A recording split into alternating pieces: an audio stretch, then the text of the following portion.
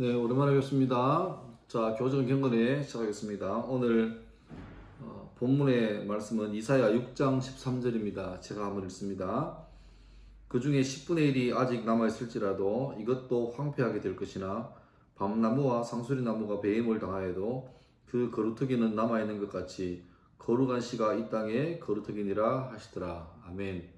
오늘 거루터기라는 제목으로 말씀을 나누겠습니다. 거루터기는 우리 효성교육재단 기독교 동아리 연합동아리 이름이기도 한데요. 거루터기 아시죠? 나무가 베어진 다음에 그 밑둥치에서 다시 옆으로 이렇게 올라오는 싹, 이것을 거루터기라고 하죠. 얼마 전 대한민국은 전 세계에서 공식적으로 이제 선진국, 개발도상국이 아니라 선진국으로 정식으로 진입했다고 공인을 받은 아주 경사스러운 일이 있었습니다. 그리고 수많은 사람들이 지금 현재 대한민국은 당군 이래 가장 부유한 때를 누리고 있다, 이렇게 말하고 있습니다. 사실입니다. 사실이고요. 하지만 또 동시에 우리가 살고 있는 현실을 직접 이렇게 살펴보면 과연 지금 우리 잘 살고 있는가, 풍요한가, 넉넉한가, 어떤 경제적인 지표뿐만 아니라 우리의 마음까지도 윤택하고 여유로운가에 대한 고민을 해볼 필요가 있습니다. 지금 그 교실에서 만나는 제자들, 그죠? 벌써 이제 코로나가 2년이잖아요. 지금 고3들은 거의 이제 고등학교 올라왔을 때 1학년 말고 2학년 초에 코로나가 터지면서 2학년, 3학년, 지금 2학년들은 아예 고등학생활 전부 다, 1학년들은 중학교 3학년 때부터 고등학교 올라올 때까지 이 코로나 시국에 살던 사람이라서 이 공부에 대한 어떤 개념들이 굉장히 많이 약합니다. 잘 아시는 것처럼 코로나 터진 다음에 시험을 쳐봤더니만 그 학력 격차가 확 벌어졌죠. 왜냐하니까 가정에 어떤 경제력이 되는 사람들은 오히려 시간이 더 여유롭고 많으니까 더 사교육에 집중하면서 자기의 실력을 키울 수 있었던 기회가 있던 반면에 어떤 자기주도 학습이 안 되고 또 가정에서 맞벌이 하시거나 그래서 자녀를 이렇게 케어해줄 형편이 안 되는 사람들은 완전히 그냥 방치해버린 거죠. 그래서 이 마른 목골이 정상인데 그 코로나 터지면서 시험 쳐보니까 마른 목골이 아니라 이 마치 뭐랄까 피라미드 두 개를 이렇게 꽂아놓은 듯한 느낌? 엽기 모양으로 이렇게 허리가 제일 약해지고 상위층이 두터워지고 하위층이 두터워지고, 근데 상위층은 아주 조그맣게 두터워진 반면에 중간 이하의 허리가 굉장히 많이 두터워진 거죠. 그러니까 하향 평준화가 된 그런 느낌입니다. 그런 거 보면서 참, 이게 우리가 좀 삶이 퍽퍽한데 과연 우리가 선용기란 말이 맞는가, 그런 고민을 해봅니다. 이제 시기상으로 10월 달이 됐잖아요. 학교에서, 각 학교에서는 그 신입생을 위한 여러 가지 고민들이 시작됩니다. 저는 이 학교 오기 전에 12년 반 동안 특성화고에 있었는데, 특성화고는 뭐 상고, 공고를 말하죠. 여기는 신입생 모집에 사활을 걸어요. 왜냐하면 일단 선지원을 학교니까 우리 학교에 좋은 재원들이 오지 않고 미달라고 이래버리면 너무너무 그 3년 동안 고생하는 거예요. 반면에 신입생 들어오는 자원이 굉장히 좋은 자원이 들어오면, 좋은 자원들 들어오니까 수업하기도 수월하고, 솔직히 말하면 또 효과도 좋고 결과물도 좋은 거죠. 그래서 어쩌면 한 9월 말부터 시작되는 9월 말, 10월, 11월 때는 한 석 달, 뭐 만 2달 정도, 이때의 어떤 학교 입시 홍보에 목숨을 걸면 3년이 편안해지고, 여기에 조금 편하자고 좀 소홀히 해버리면 3년 동안 오롯이 그 어떤 마음의 큰 부담들은 교사가 덮어서는 그런 분위기가 되는 거죠.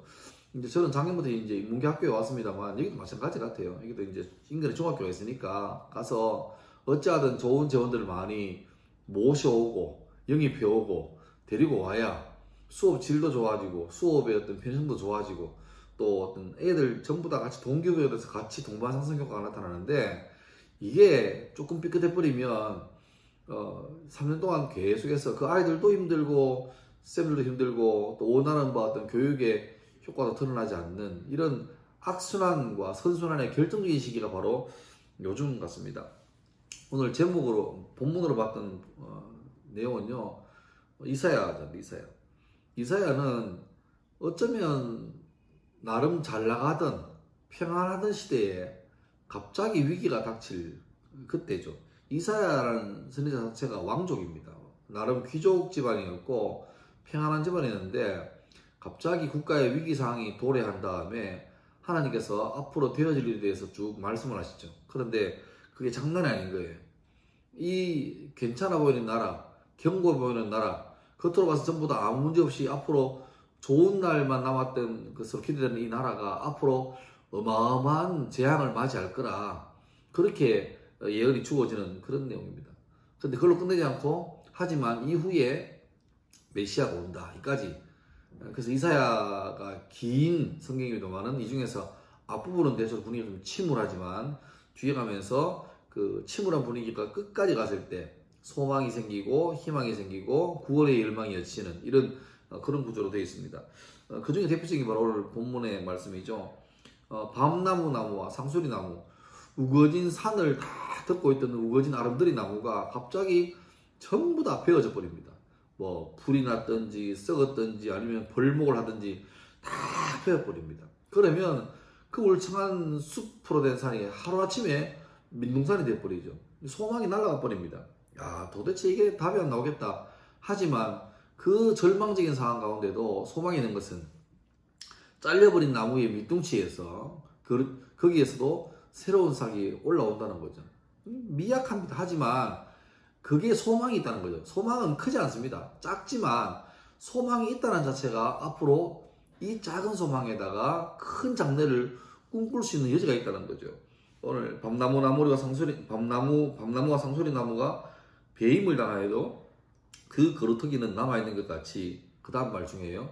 거룩한 씨가 이 땅에 거루터기니라. 지금 나라가 절망이고 혼돈이고 학교 상황이나 여러 가지 내 주변 상황들이 엉망일지라도 중요한 건 우리 가운데 거루터기 같은 거룩한 믿음의 소망이 남아있는가. 그 거룩한 씨가 남아있다면 그것이 바로 황폐화된 여러분 삶에, 내 삶에, 우리 학교 현실에 희망이 된다는 말입니다. 거룩한 씨가 이 땅에 거루터기니라.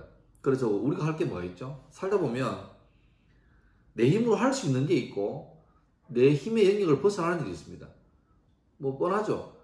내가 손댈 수 없는 부분이 있잖아요. 내 영역으로 손댈 수 없는 부분. 그 부분은 내가 못해요. 그거는 하나님의 은혜를 바라요. 하나님의 도우심과 자비로우심을 바라야 됩니다. 기도해야 되죠. 또 동시에 내가 할 수 있는 부분, 그 부분은 방관하지 말고 정말 책임을 다해야 됩니다. 그래서 교사의 나로 말하면 내가 내 자리에서 오늘 수업 들어가서도 포기하지 말고 목에 힘을 넣어서 아이들을 영육으로 각성시키고 깨우고 소망을 주고 열심히 살아야 될 동기부여, 단순하게 어떤 학급의 등수, 석차가 중요한 게 아니라 인생을 살아가는 태도에 대해서 동기부여하고 그렇게 도전하는 게 필요하죠. 그래서 하나님께서 하실 부분, 내 삶에 간섭하실 부분이 있고, 또 물론 그것도 하나님의 영향은 속하지만 동시에 내가 사명감을 가지고 힘써야 될 부분이 있다. 사명감.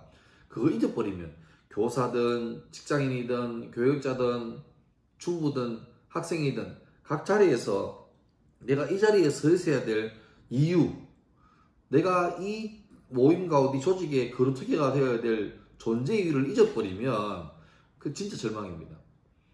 상황이 안 좋을지라도 내 눈에 거루터기밖에 안 보일지라도 거기에서 싹이 올라서 수십 년 후에 한 세대 후에 기어코 다시 울창한 숲을 만들고 말겠다는 그런 거룩한 사명감, 이게 있어야 되는 거죠. 이번 한 주간도 그런 사명감으로 내가 있어야 할 자리에 바로 서 있는가에 대한 그 생각을 깊이 하면서 잘 서 있기를, 잘 버텨내시기를 주의 이름으로 축원합니다. 감사합니다.